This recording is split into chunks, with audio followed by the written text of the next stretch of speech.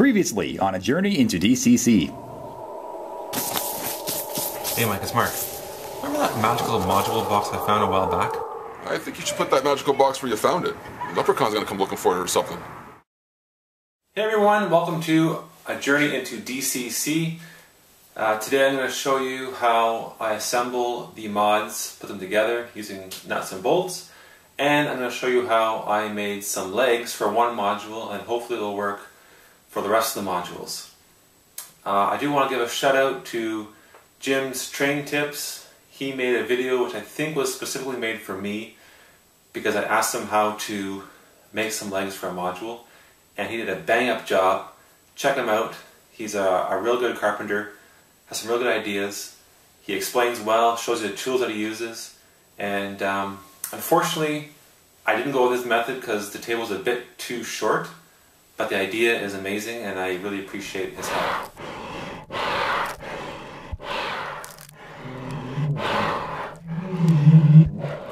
Also, Kris, aka Go Via Go Home, he came over to give me a hand with the modules. He made up a nice template to drill holes, and he gave me a few ideas to assemble the modules, so that was a big help. Alright, let's start chapter 4. Enjoy.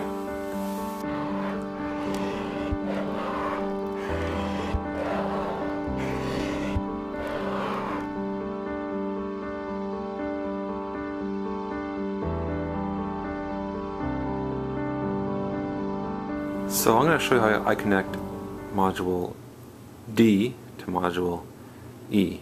I want to get these two modules right up close together. I'll make sure this is nice and flush here so that the track, there's no bumps in the track. It runs smooth. And this is the end of the layout, so the track is going to curve around like that. Kris came over to help me make this template to assemble the mods, and you'll see here we have two small holes, and that's going to be the pre-drill holes for the two bolts. This small hole will be widened to put the bus wires through, so the power cables. This indicates that this template sits at the top of the module, and this arrow indicates that it sits to the inside. So if I want to connect these two modules together like this, I'm going to place my template at the top, and the inside, will be the inside, so that I can drill the pilot hole here, here, and here, and to make sure that they line up evenly, fit the template, and just slide it across so that the inside is still the inside, the top is still the top, and drill, drill, and drill. If you flip it around, there's a good chance the holes won't meet up properly. The template's not symmetrical, so whatever side you choose, so you do this side, running out, this has to come to this side. So that when they join together, the holes match up perfectly. Okay, let's drill some holes. Okay, the next step is to determine where my template sits. We can't just have it floating around. And we decided not to go right to the top because, I don't know if you can see it, but if we go too high, the bolts will interfere with the styrofoam and also the bracing underneath. So we decided to go about 1.5 inches from the top. Originally we were going to go from the bottom, but because my modules are not all the same, we want the top to be flush. So if I measure from the top, all the modules should line up evenly, and the track should have bumps. So from the top we're going to go about 1.5 inches, and make sure this is all lined up nice and nice.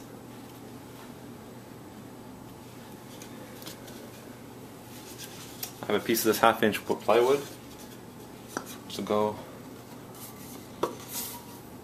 on the end of the module. And this piece of 1x1 also go at the end. This way accounts for underneath with the brackets and the bracing and the studs and what have you. So that's where it takes a little bit of time to, again, you want to measure measure twice and drill once. It's a lot easier with two people. Okay, I'm happy with that. Some pork out there with the template. If you had clamps, it'd be great with clamps, but I don't have clamps. So I'm going to pre-drill. I'm using a 9/64 drill bit, if you want to know. Now I have 3 pilot holes, which I'm going to make bigger.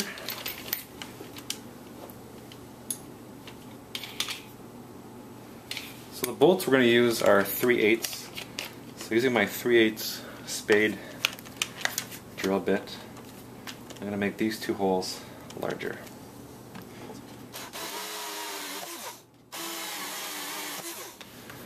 And using this nice big drill bit, a nice big hole in the middle so we can feed wires through each module. There we go. Now I'm going to drill the holes in the other module, module D. And if you remember, it's going to sit like this. You can see that.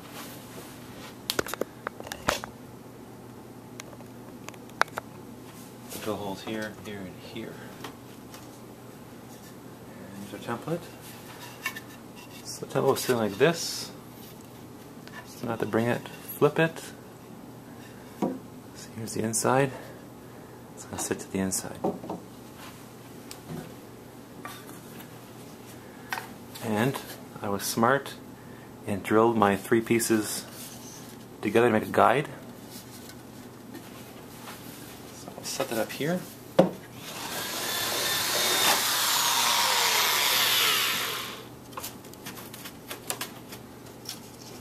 Okay, the moment of truth. Again, thanks to Kris picking up some hardware for me and suggesting this idea. I'll be using a bolt, 3/8 bolt, 2 big washers, and a wig nut.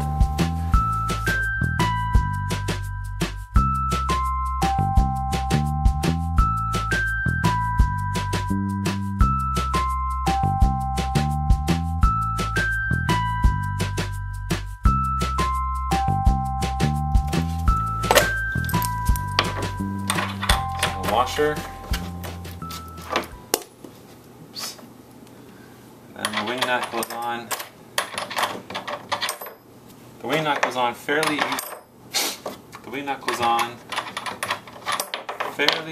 easy. Just goes on really easy. Just gotta.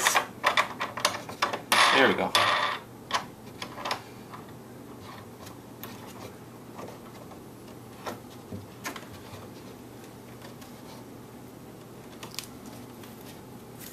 Okay, let's see if it's flush.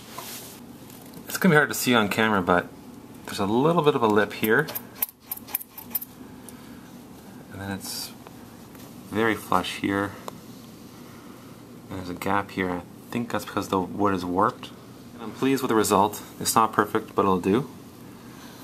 And that's how Kris and I assembled the mods. We have a few more to do. And the next step, we'll put some legs on.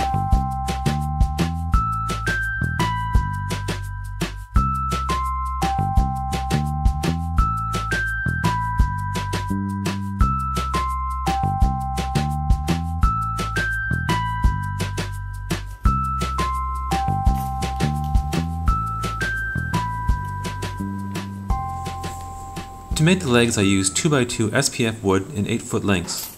I want the modules to be high so that I don't have to bend and hurt my back, so I made 4 feet long legs. I measured 4 feet on 2 pieces of the wood and cut them both in half, using my handsaw with a miter box to keep my cut straight. Now for the fun part. How do I attach these legs to the module? So after about 2 hours of brainstorming and trial and error, I came up with this plan for my 4 legs in the module, and I built this little box to contain each leg. And the height is 4 inches, and then 3.5 here. And there's a 1/2 inch difference so that it can sit snug in the corner, because this piece here, the strapping, is 1/2 inch. So it sits, this is all just scrap wood left over from my making the modules, and it sits in the corner here, and then place the leg in. It's pretty snug. There's a little bit of wiggle room, but not much. And I think that's going to work. So all I have to do now is attach this little box to my module. And I'll just put one screw on this side. So now I'm going to make 3 more of these little boxes for this module. So while I go do that, check out this awesome rail fanning video I took at the Ottawa train station.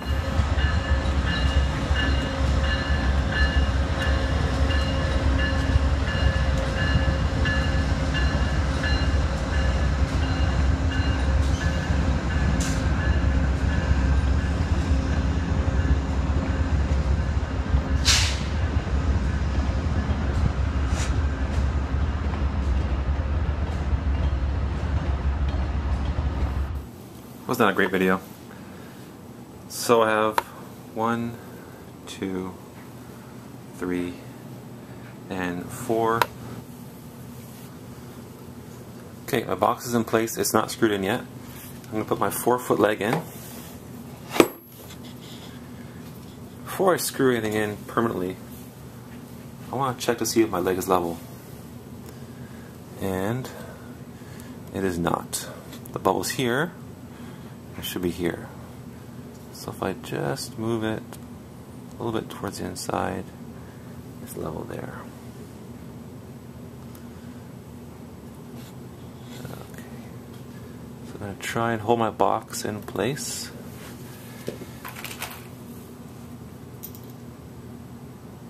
And I'm going to screw this box into place.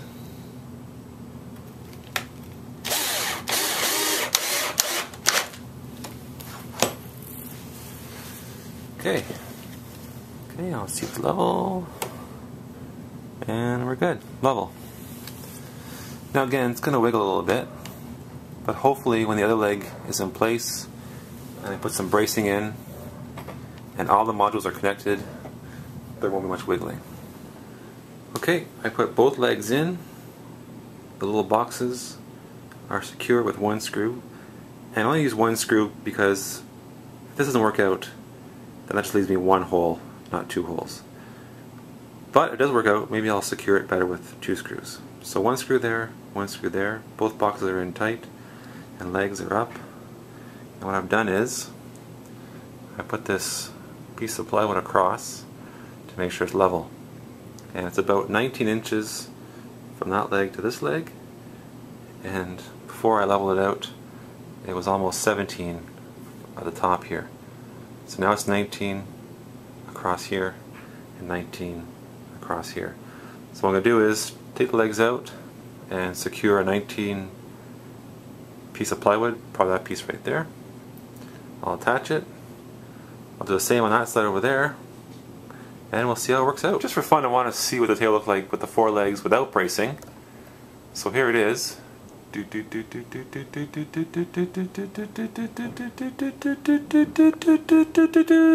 Oh, sorry. That is a very sturdy table, I gotta say.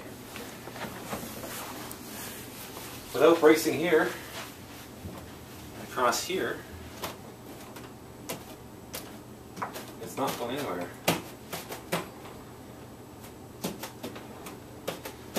Again, keep in mind there's going to be modules connected to both ends, make it even sturdier. That's pretty good. Now it's a little higher than I thought, but being so tall, I'm about 6'5", and this is just over 4 feet. The legs are 4 feet, and you have the module. So it's about 50 inches, 4 feet and a bit. So not great for kids, unfortunately, but great for tall people and adults, because now my back will not hurt after working on the module. So I am very pleased with how this turned out. I'm still going to put bracing across just so the legs don't move and warp. But that's fairly sturdy. I wouldn't dance on this, but for a railroad, I think it's going to work out. I'm very pleased. Another advantage of having a tall table is that I can work under it very easily. I'm on my knees right now. And what I realized is the whole box is shifting. So I have one screw in there. So, well, you cut corners, that's what happens. So I'm going to put some more support, another screw. Before I said just one screw because I didn't want 2 holes, but I'm going to put 2 screws to keep this nice and square. And so it doesn't move anywhere. Turns out the braces were 19.5 inches apart. All 4 legs secure. Width-wise, it's fairly stable, but still, lengthwise, it's shaky. That's because there's no brace from end to end, which I can add later once all the modules are put together. There they are there. So once they're all together, and if I find they're still unstable, I can add some supports from here to there. The problem with long supports is that it's just hard to transport if I want to take to someone's house or to an exhibit or on the road. Well, there you go. Module number 1 is complete. It has 4 legs and 2 braces. It has the foam. It's ready to be connected to other modules. Thanks for watching, and stay tuned for Chapter 5.